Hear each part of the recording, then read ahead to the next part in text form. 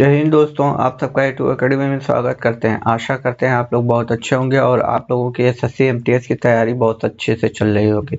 आज हम फिर रीजनिंग का एक मॉक टेस्ट करेंगे जो आप लोगों के लिए बहुत ही हेल्पफुल होगी। एग्जाम में ऐसा ही क्वेश्चन आते हैं और इन क्वेश्चनों को आप एक बार ट्राई कर लीजिएगा और टेस्ट दे के देखिए कि इन सारे क्वेश्चनों से आपके नंबर बन रहे हैं या नहीं बन रहे हैं। यदि आपके बन रहे हैं तो बहुत अच्छी बात है, ठीक है। क्योंकि ये सारी चीज़ें आप लोगों को आनी चाहिए, क्योंकि रीजनिंग में आप पूरे के पूरे नंबर पा सकते हो, बस थोड़ी सी मेहनत करने की ज़रूरत है। यदि आप थोड़ी सी मेहनत कर दोगे तो आपको एसएससी एमटीएस में रीजनिंग के पूरे नंबर मिल जाएंगे, जो आप लोगों को मेरिट लिस्ट में लाने के लिए काफ़ी हेल्पफुल हो जाएंगे, ठीक है। क्योंकि टाइमिंग उतना नहीं है कि आप लोग इतना सारे कर सकते हो। तो चलिए आइए हम ज़्यादा इधर उधर की बात ना करके अपने क्वेश्चनों पे चलते हैं, ठीक है। तो सबसे पहले मैं पेन ले लूं अपनी। देखिए क्या कह रहा है। एम माइंड, एम है, आई है, एन है, डी है, फिर क्या है, एन है, जे है, ओ है, ई है, ठीक। ये सारी चीजें आपको तो दिख रहा होगा कि प्लस चल रहा है, सब में प्लस चल रहा है। देखिए डी के बाद ई आता है तो आपको कुछ नहीं करना है। एन है, ई है, एफ है, टी है। तो सबसे पहले एन के बाद क्या आता है, ओ आता है, और यश टी के बाद क्या आता है, यू आता है। अब बस पहले और आखिरी को चेक कीजिए, पहले में ओ होना चाहिए, लास्ट में यू होना चाहिए। बाकी दो नंबर तब हम चेक करेंगे जब इनसे हमारा आंसर नहीं मिलेगा। तो यहाँ देखिए जी है, ये तो कट गया, ये भी जी कट गया। अब देखिए यहाँ पे ओ है, यहाँ पे यू है, हमें यही चीज चाहिए। देख लीजिए, तो आसानी से आप बना सकते हो, पूरा चेक करने की जरूरत नहीं है। एग्जाम हॉल में आपके पास वहाँ टाइम नहीं है, मेन मसला टाइम का ही फंसता है।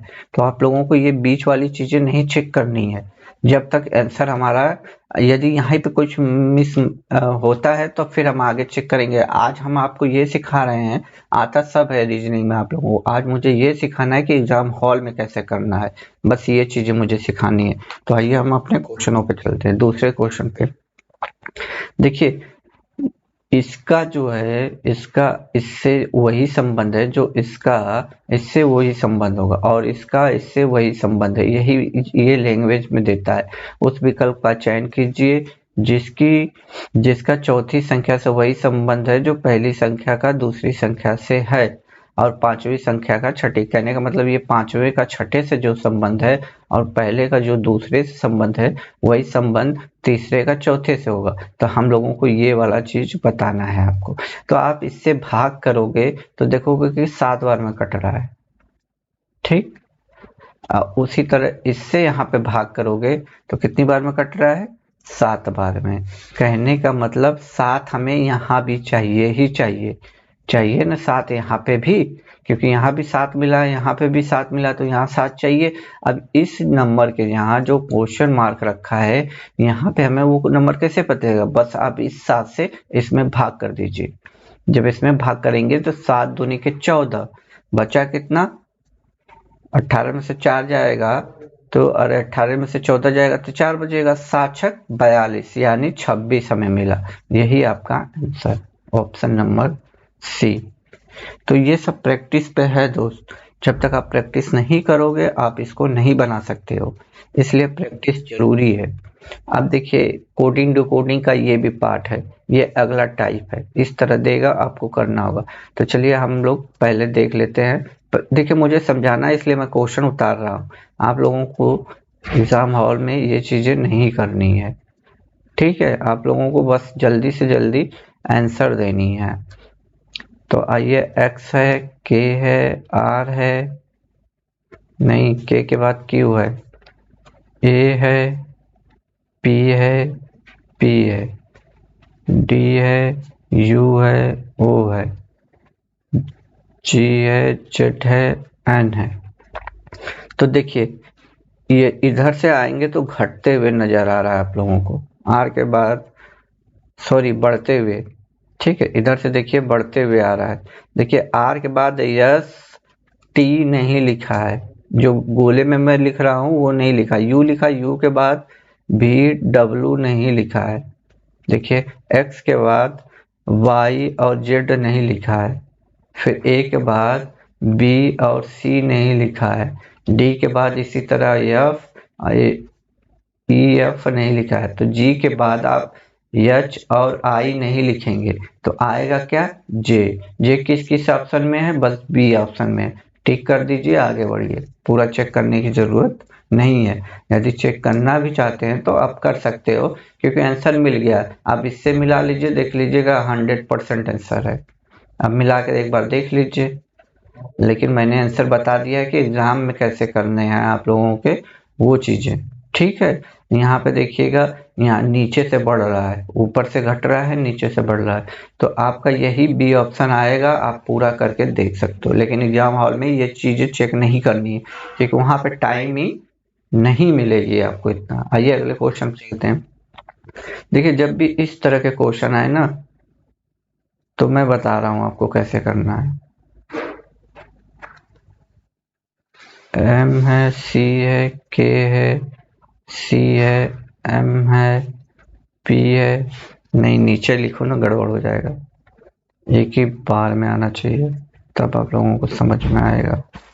M है, K है, K C M P C M फिर है K, ये है। तो देखिए कितनी प्लेस है, 1 2 3 4 5 6 7 8 9 10 11 13 14 15 16। तो आप 4 4 में डिवाइड कीजिए, 1 15 रहता तो हम 5 या 3 में तोड़ते। ठीक, तो बना के अंदाजा लगा लेंगे, जब अभी इस क्वेश्चन को प्रैक्टिस करेंगे तो आसानी से बनेगा। देखिए 4 मैंने इधर तोड़ा, 1 2 3 4 को मैंने इधर जोड़ा, फिर 4 को इधर जोड़ा, 4 4 का ग्रुप बनाया। अब देखिए पहले पे C है, यहाँ पे पहले पे C है, यहाँ पे हमें खाली है, यहाँ पे खाली है। देखिए CM मिल रहा है और CM यहाँ मिल रहा है, यानी तो हमें पता चल गया पहले दूसरे पे तो पहले पर C होगा, दूसरे पे M होगा, तो यहाँ पर CM। तीसरे पर देखिए यहाँ P है और यहाँ चौथे पर K है और यहाँ भी चौथे पर K है। ठीक, तो यहाँ पर भी आप K भरोगे, यहाँ पर भी K भरोगे और यहाँ पे भी K भरोगे। और ये वाला हमारा बचा था P वाला। ठीक, अब देखिए हमने भरा क्या है, एक तो ये वाला भरा है तो M होना चाहिए हमें, और ये फिर इसमें ये भरा है हमने तो फिर हमारा K होना चाहिए। यहाँ जो हमने भरा है वो C भरा है, और फिर खाली कहाँ था, और कहाँ पे खाली था, यहाँ पे CM, ये P है ना, ये वाला भी खाली था, P हो गया, और CMPK हो गया। और कहीं खाली था, इधर K से स्टार्टिंग था हमारा, K से स्टार्टिंग था, P तक गया था ना, P के बाद ये K भरा है, ये K भरा है मैंने, और फिर यहाँ ये P भरा है। ठीक, तो अब देख लीजिए क्या है, M है, M K यहाँ पे है और यहाँ पे है, ये दोनों यहाँ पर भी M K है। तो फिर उसके बाद C, तो यहाँ पे तो P है, गलत हो जाएगा, ये यहाँ पे C है, यहाँ पे C है, ये वाला मैं चेक कर लेता हूँ, यहाँ M है और यहाँ P, हमें P चाहिए, तो ऑप्शन नंबर हमारा D। ठीक है, तो इस तरह किया जाता है, ग्रुप में बना लेंगे, आसानी से बन जाएगा। इस पे ध्यान दीजिएगा, ये जो जो प्लेस खाली है बस उसी की वैल्यू हमें भरनी है, जो मैं लाइन बना रहा हूँ। ठीक है, यही सारी प्लेसें हमें भरनी है। ठीक है, अगले क्वेश्चन पे आते हैं। दिए गए पैटर्न का ध्यान पूर्वक अध्ययन करें और उस संख्या का चयन करें जो इसमें प्रश्न चिन्ह के स्थान पे आ सकती है। तो 10 5 20, ठीक, 20 10 40 20, ओ कुछ नहीं किया, देखिए हम बता रहे हैं क्या किया है। 10 5 20 है, ये पहले लाइन है, 5 से पहले इसको काटा है, 2 आया, 2 आया तो यहाँ पहले तो 10 था तो इन दोनों को मल्टीप्लाई कर दिया है, 20 आ गया। इसी तरह दूसरे में देखिए 20 10 आया, 10 से इसको भाग करेंगे कितनी बार में, 2 बार में जाएगा, और इस 20 का फिर मल्टीप्लाई कर दिया 40। इसी तरह 40 है तो 20 से डिवाइड करेंगे तो 2 बार में जाएगा, और इस 2 का इस 40 से मल्टीप्लाई करेंगे तो कितना आएगा 80, ऑप्शन नंबर बी। ठीक, आइए अगले क्वेश्चन पे चलते हैं। देखिए दोस्तों, अगला क्वेश्चन हमारा क्या कह रहा है। देखिए, दिए गए कथनों को निष्कर्ष को ध्यानपूर्वक पढ़ें, यह मानते हुए कि कथनों में दी गई सूचना सही है, भले ही वह सामान्य रूप से ज्ञात तथा तथ्यों से प्रतीक होती है। मतलब कथन ये दिया गया है, सभी नृत्यक एन हैं, सभी नृत्यक खिलाड़ी हैं, कोई दिक्कत नहीं, सभी खिलाड़ी आपके पुरुष हैं। तो पहला देखते हैं निष्कर्ष में हमारा क्या दिया है, सभी नृत्यक मतलब डांसर होता है पुरुष हैं, तभी नृत्यक देख लीजिए, ये अंदर से हम बाहर जा रहे हैं तो इसका मतलब सभी होगा, तो ये वाला मतलब सही है। कुछ खिलाड़ी नृत्यक है, मतलब खिलाड़ी तो यहाँ से लेके पूरा यहाँ तक है और इसमें नृत्यक इतना है, तो इतने में जो ये मैं कलर कर रहा हूँ, इतने खिलाड़ी तो नृत्यक होंगे, भले ही ये ना हो, लेकिन यहाँ तो कुछ तो होंगे, सभी नहीं होगा। और यहाँ पे कुछ दिया है, देखिए कुछ, इसका मतलब ये भी सही है। तो ऑप्शन नंबर कौन है, दोनों निष्कर्ष करते हैं, ऑप्शन नंबर सी। ठीक है, अगले क्वेश्चन पे आते हैं। ये देखिए आपके सिंपलीफिकेशन के डिक्शनरी वाला जो आता है उसका पार्ट है ये। ठीक है, तो आप भी इसे कर सकते हो। देखो इसको करने का सिंपल मैं तरीका बता रहा हूँ, एकदम आसान, मैं लिख के बता देता हूँ। RIM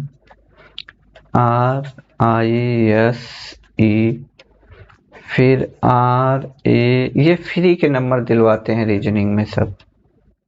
रीजनिंग ज़्यादा टफ नहीं है, बस थोड़ा सा सीटिंग अरेंजमेंट आप लोगों को परेशान करेगा ना, और कुछ नहीं। देखिए सब में R है, कोई दिक्कत नहीं है, तो इस वाले में से हमें आंसर नहीं मिलेगा। ठीक है, ये याद रखिएगा, ये 1 पे है, ये 2 पे है, ये 3 पे है, ये 4 पे है, ये 5 पे है। ठीक, अब देखिए यहाँ पे E है, यहाँ पे I है, यहाँ पे भी I है, यहाँ पे A है और O है।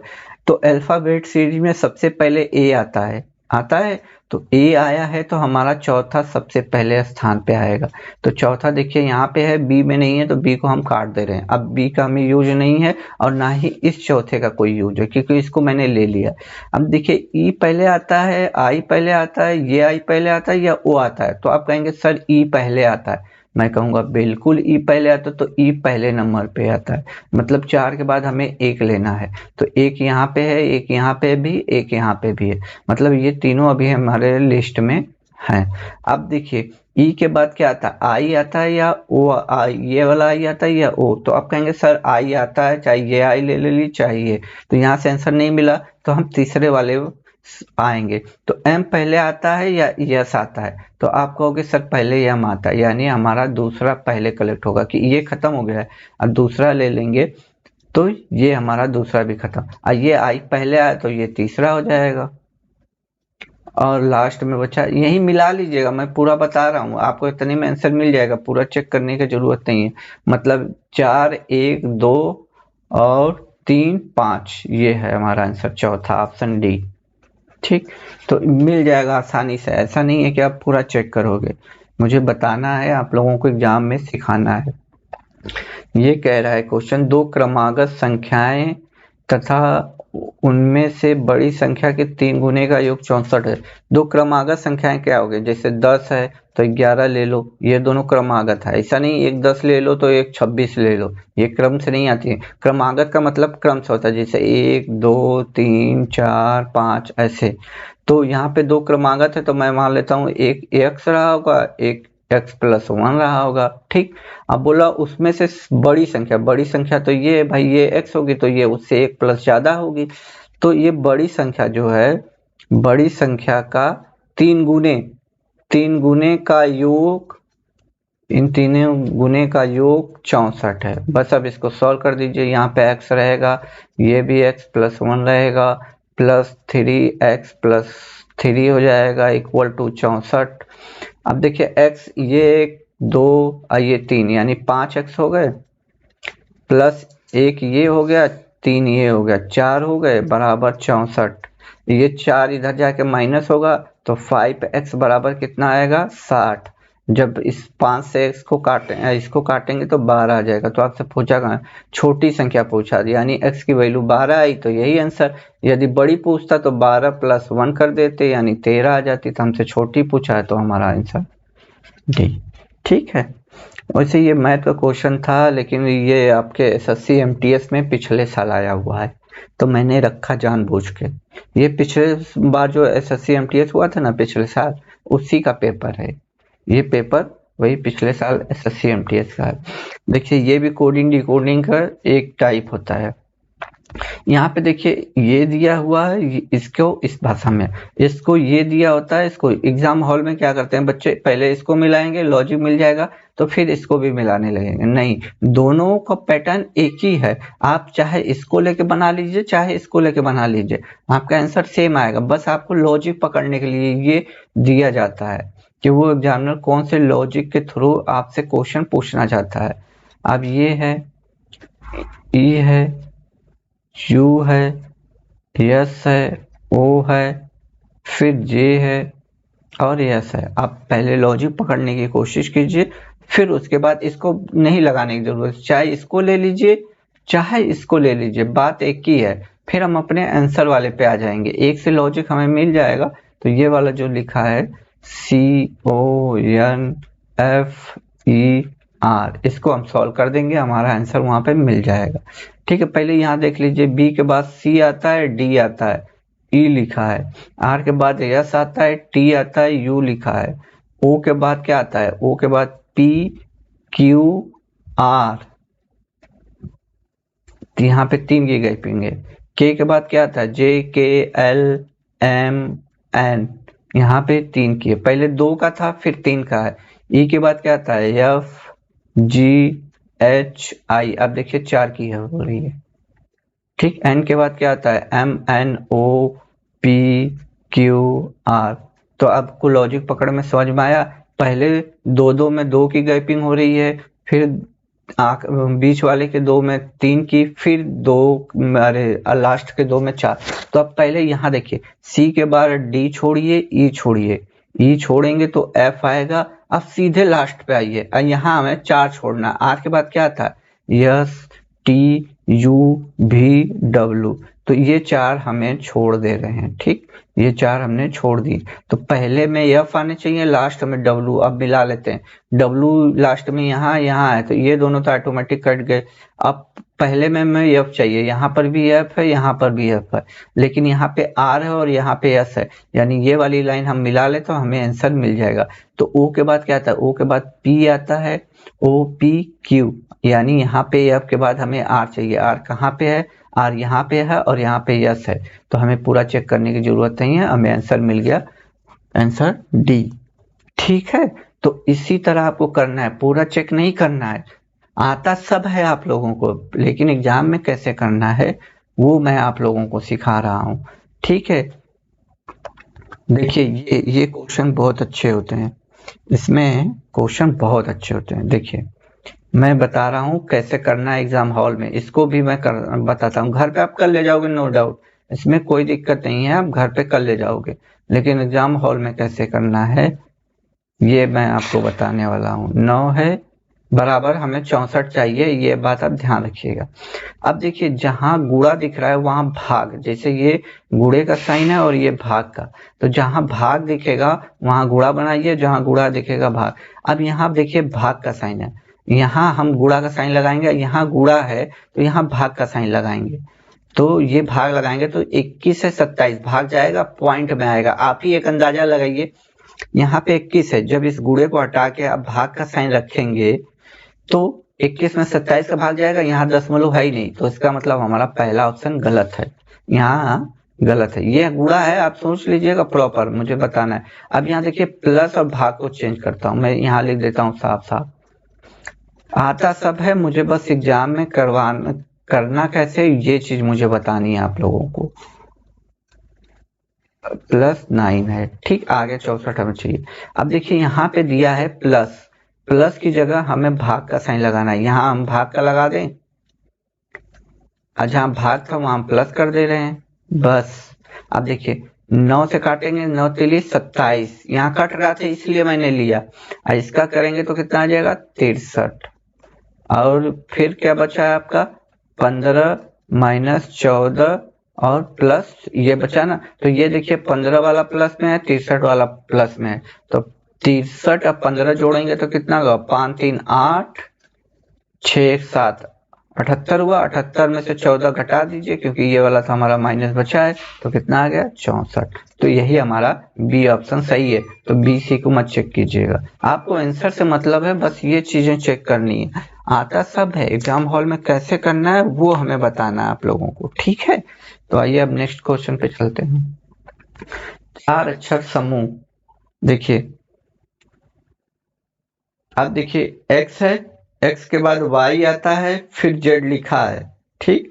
z के बाद a आता है, a नहीं लिखा है, a के बाद b, मतलब एक की गैपिंग है। यहाँ देखिए x आता है, x के बाद y नहीं आता, y नहीं लिखा है, z लिखा है, फिर a नहीं लिखा है, b लिखा है, b के बाद c नहीं लिखा है, d लिखा है। ये सीक्वेंस को फॉलो करना है। n के बाद क्या आता है, n के बाद ओ नहीं लिखा है, ओ के बाद P लिखा है, P के बाद Q नहीं लिखा है, Q के बाद R आता है, ठीक। R लिखा है, R के बाद S नहीं लिखा है, T लिखा है, ठीक। इस सीक्वेंस को फॉलो करना है। H देखिए यहाँ पे H लिखा है, तो हमें I नहीं लेना है, I के बाद J लेना है, J लिखा है, J के बाद K नहीं लेना है, L लेना है, L के बाद M नहीं लेना है, N लेना है। ये सीक्वेंस तो ऑटोमेटिक D ही बचा है, यही होगा, आप चेक कर लीजिए।